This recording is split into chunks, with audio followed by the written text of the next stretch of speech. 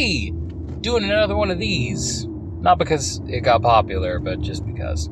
So I found the Mandalorian Season 2 finale thrilling. I really dug it, which is kind of funny considering something I'm not going to go into right now. But there's one part that's bothered me, still does, and that's what I'm going to complain about right now. So Din and everybody are raiding that Imperial ship to get his child back, right?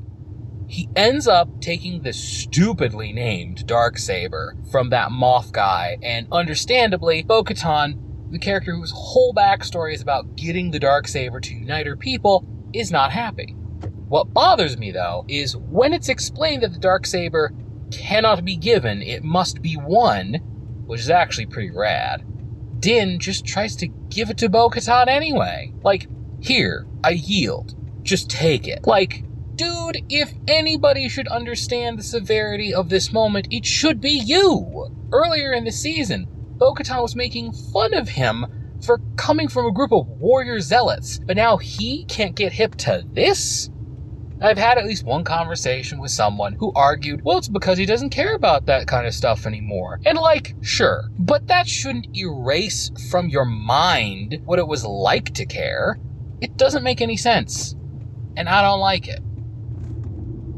So, the season ended, and I thought, alright, everything I care about is wrapped up. I'm not interested in anything that's still left to go, except the Darksaber conflict. You did a really good job. I can't imagine how you're going to resolve this, which is why I'm so invested. Clearly, Din isn't just going to roll over and let himself be killed.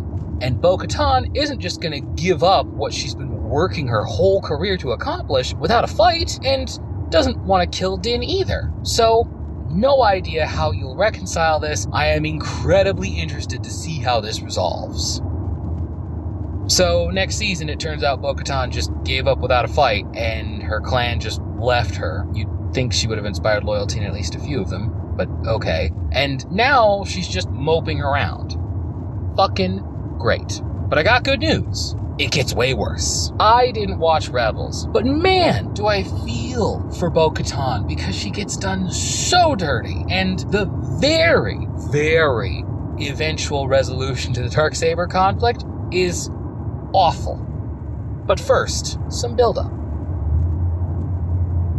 So, towards the beginning of the season, the third season, Bo-Katan has a cool little arc that I feel culminates in the way she tries to get her crew back. Because in the beginning, towards the beginning, she ends up hanging out with Din's clan. And she starts practicing the same warrior code shit that she mocked him for last season, taking it seriously. And during her time with them, some Mandalorian children get kidnapped, and she ends up leading this badass rescue to get them back from some monster bird, which, quick aside, apparently leaves its prey alive for like a day and a half before trying to eat them. I know this kind of thing happens in fiction, but the escalation to about to get eaten usually happens faster, I feel, than it does in the show. Like a whole night doesn't usually pass, does it? Whatever. I digress. So, she leads this bold mission, gains honor among them, and at the end, the Fort Master tells her, you get to walk two paths. She basically says, hey, if you're going to unite many clans, you're going to need flexibility. You've put in the work, you've shown respect to our ways, you can be you, it's cool. She did some traditional shit, but she also flexed her own skills and won their approval when it counted most through just being herself. And now she gets to walk those two paths.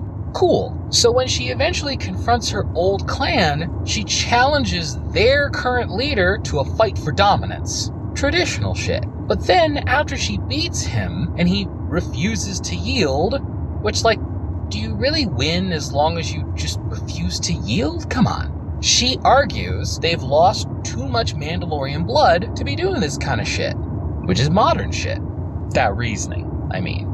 And being more practical and mercenary-minded. It's reinforced multiple times these guys are more mercenary than Mandalorian. If it were up to me, considering that fact, and that this reflects some shit that she did earlier and her kind of changing as a character, I would have said, this works. No roll, don't worry about it. This just makes sense. But because the GM hates her character, I'm giving your backstory item to a different player, hates her character.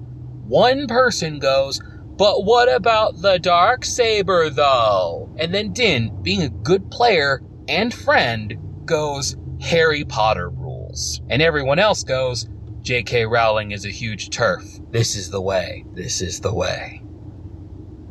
No, what actually happens is Din goes, a monster beat me, so it won the Darksaber, and then Bo-Katan beat that monster, which means she won it like 5 episodes ago, so it's fine. And then everybody who wasn't impressed by a display of strength in front of them, and honestly, in my opinion, good reasoning, go, oh, you winning the Darksaber off screen by an account that we just have to trust, yeah, that works.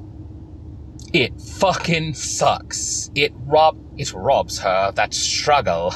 It robs her of her own accomplishment, which fucking blows. I hate when characters aren't allowed to stand on their own when it's most important, and thus will forever live in the shadow of, yeah, but you couldn't do it on your own, though.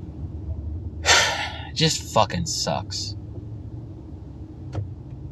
Anyway, next time I'm going to talk about Castlevania Nocturne. Bye.